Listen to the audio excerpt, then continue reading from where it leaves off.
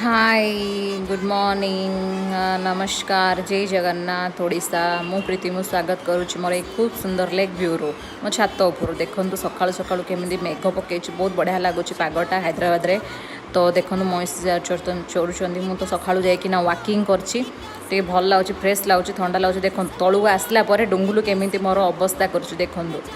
देखो केमी थाकर सब कपड़ा जाक बाहर करी केमी कर अवस्था तो मुझे स्टाइल मारदेली झाड़ू करने बोली सफा करने जो स्टार्ट होगा मोर कम